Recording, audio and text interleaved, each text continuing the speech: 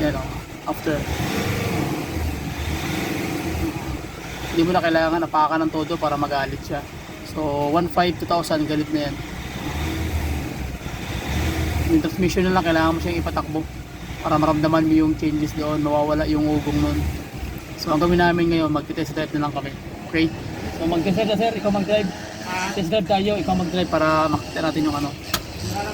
Oo po. Test drive tayo guys. Let's go. Okay, so mag-test drive kami.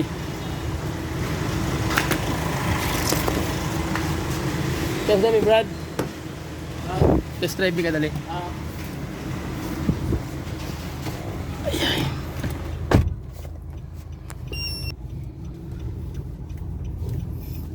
Ganda ng ano no, pagkakayari no. So test drive.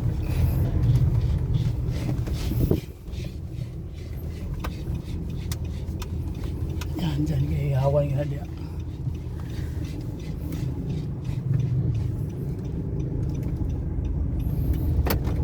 So Makar Highway. Mas pas ng pick-up. Pick up na kasi no, very responsive na siya. Ano? Sakaw na akong itlog. di ako sanay magpatak-patak na mabilis. Di ba, pati nag-drive ako, parang makarima pala to. Bilis tumakbo. Partida, wala pang hado yun. Kung may hado na yan. Pick up na siya, malakas. Yung responsive niya, mabilis na ba? Response niya.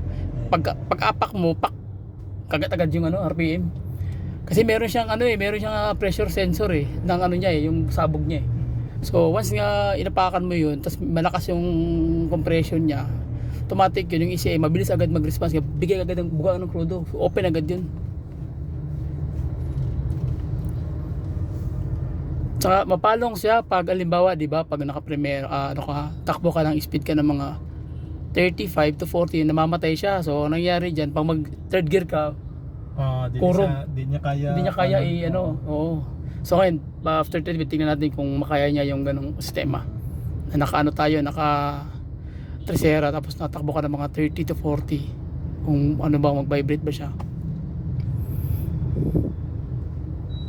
Ano yun na kasi Tsaka yung RPM niya, nakaraan, di ba, pag-test natin, talagang ibang-iba siya Yan di ba? Hindi mo maramdaman yung ano niya, yung stock ball. Mas pas yung pick up sa kuan. Pick up siya, tapos yung RPM mo down ang iyang kuan.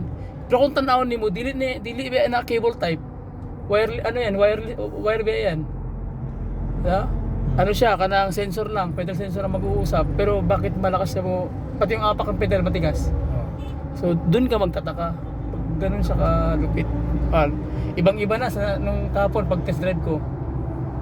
Hindi siya agad-agad nagmi-minor. Pero kahapon iba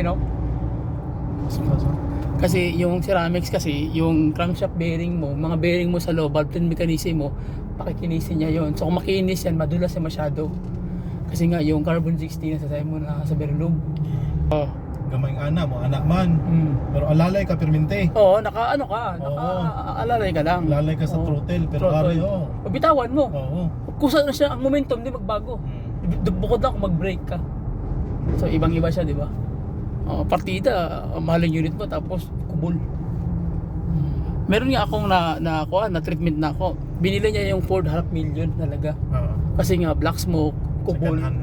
Hindi, parang bago pa ba? Pero ang gamit kasi biyahe good. Rabas yun. Rabas, tapos ang ginagamit na oil, baratahod. Tibalang sabi, kubol na, black smoke na, ang engine ka-vibrate na. Sabi, tinawagan ako, Ling, nakoy na palit ba? Makaya ka ni? Sabi ko, diagnose ko muna, kay lisod magod mo padala ko nimo nga hindi ko pa na-diagnose. Sabi ko, pwede pa yan sir. Kay wala may white smoke, black smoke naman, unburned fuel, daghan og carbon. Siya, sige, i-treat nimo, anabakin ka. Kasi may dako. Dako sa TV. Mas traffic mo gud rin. Traffic. Dito ta. Sa kuwan. Pakon tayo airport. Dito ta, tuyok ka dito. Para ma-kuan gyud ang transmission, maigo gyud.